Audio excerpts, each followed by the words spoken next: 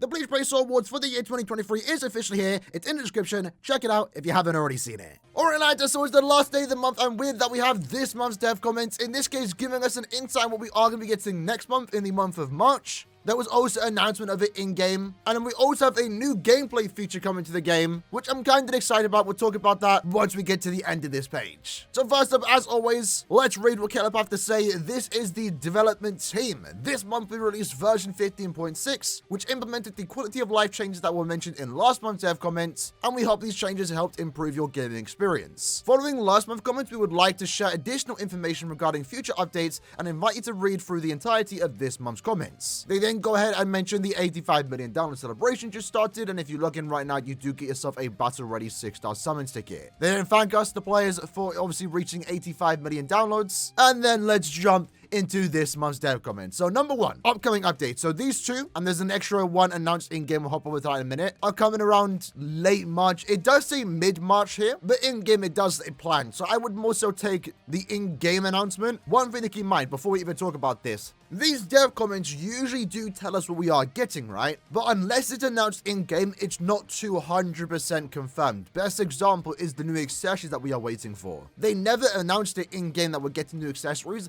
They just said in the dev comments that they're considering it. And obviously since then, it's been almost a year we haven't had new accessories because, quite simply put, it doesn't like we are getting new accessories. So other two announcements here, I would say keep a lookout for late March is what we should expect this update, probably around the 20th. But in-game, it does mention an extra update, and that is Guild Quest sets. So finally, the last quest in this, or last mode more so in the game that doesn't have access to saved sets is Guild Quest. And to be fair, it was never really needed until we started to get the very hard difficulty, but most importantly, the nightmare difficulty. Because now that very hard is settled down, everyone's already got their teams right, you aren't changing your team, your setup every single week. But when nightmare comes around, and nightmare in and of itself is a rarity, we've yet to get a nightmare quest designed for every single GQ. So when nightmare does come around, you have to set up your team again. And that's kind of long. It is kind of long, setting up 3 characters once more. So now with the Guild Quest sets, as stated here, we'll be adding the set functionality to Guild Quest so that players can save and load character link and accessory setups in the same way as for single player and co-op quests. So you can save your characters, you can save your sets. So when you do have to change your team, you can easily set them up. So really do like this update. Was surprised to see this too because this wasn't announced anywhere. So that's kind of cool just to get that announced out of the blue and let us know that it's coming within the next 3 or so weeks. For those that do partake in Guild Quest, especially the nightmare difficulty, this is going to be a much needed update. Love to see that. We then have the Guild Quest popular character rankings. This was announced last month coming to the game. We now have an official release date, that being in sometime in March. In this case, it will be a display added to the Guild Quest screen showing the top 10 manually controlled and also auto-controlled characters. And the popularity of these characters will be calculated for different roles, difficulties, and then sorted to be shown for the most popular. So essentially, this should update every single couple days whenever we get a new GQ. And again, I do like that they are sorting out between manually controlled and also auto-controlled. So those that are new to the game, maybe just first started getting into Guild Quest, maybe someone that doesn't go on YouTube or Discord to look at other people's teams. You get a quick understanding what people are using, whether that's a NAD character or an SP main character. Or maybe in some cases, who are people using, or maybe in some cases, what NAD character are people using as mains. It's very rare for you to rock a NAD character as your main. Like, the only time I've ever done that was for 1000 Year Blood of Aizen in the Ranged Aranka Guild Quest, and also Kakao Society Ogura during the Ranged Espada Guild Quest. Other than those two, I don't think I would ever recommend using a NAD character as a main in GQ. And then lastly, potentially a quite big update. It really depends on how impactful this actually is, but I'm looking forward to it nonetheless. We have the Affiliation bonus system. This was announced like 2 months ago, to be fair. It's taken quite a while for it to come in game, I will say. It was announced when they first removed the team effects that it might have been announced in December, so I'm hoping this is actually quite a big update in regards to just the affiliation bonuses.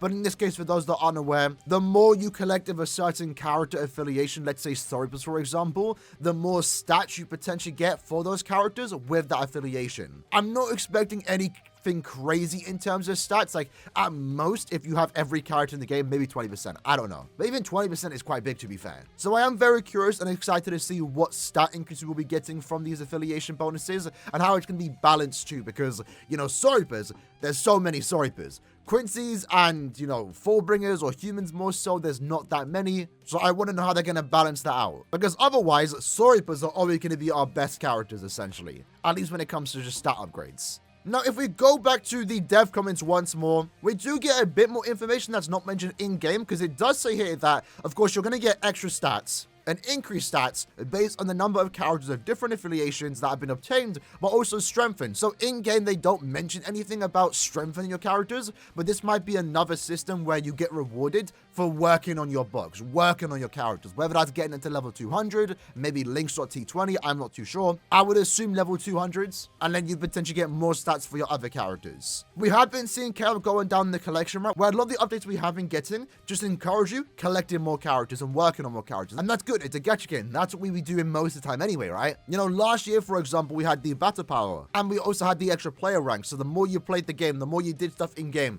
the better your account got, the more rewards you got. And we're seeing potentially the same thing here with the affiliation bonus system. And also, the second new announcement, the new gameplay feature. So this isn't coming in March, keep that in mind, hopefully sometime in April, but I'm excited for it. So what exactly is this new gameplay feature? So they mentioned here that this new feature will allow players to earn trophies by taking part in quests, strengthening characters, challenging guild quests, and also more. And that's all they say it.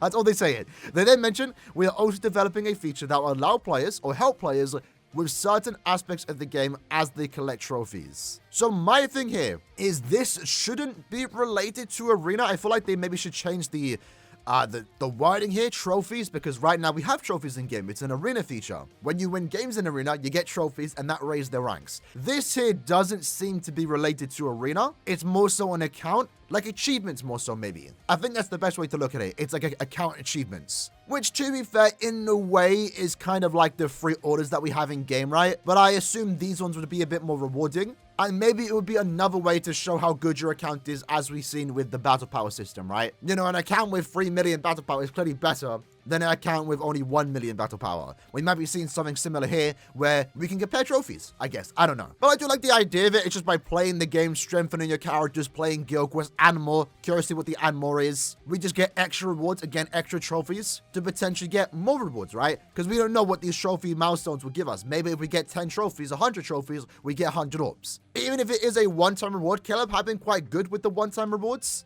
Again, the battle power, the new player ranks, the arena milestones, you know, that can give upwards to 1,400 orbs. It's only a one-time thing, but it is still good to have. And I think maybe a good part, maybe an underrated part about this update from what we know thus far, is that they are going to be developing a feature to help players, you know, new players that just start the game with certain aspects of the game as they collect trophies. So this might be also a new way for Caleb to, you know, guide players more so when they first start the game. Every now and then they might get a pop-up saying, okay, maybe next thing to do for you is to do this. Go play in Horizon Zone. Go links to your characters. They kind of had that already in game with the new level system, and they did revamp the beginner missions, you know, sometime late 2022, but there's still other parts of the game where new players can be quite confused on, and it can be quite overwhelming. So maybe this is a way for Caleb to make, you know, new players have an easy time playing the game for the first time. So with that then, lads, that's basically this month's dev comments, right? So in this case, coming out mid to late March, we have Guild Quest sets, the Guild Quest popular character ranking, and also the affiliation bonus system. This, of course, is going to be a really good update for those that play Guild Quest. For those that don't, when you eventually get around to playing Guild Quest, you will definitely appreciate these changes. And then, of course, we also have the affiliation bonus system, so even if you don't care about Guild Quest,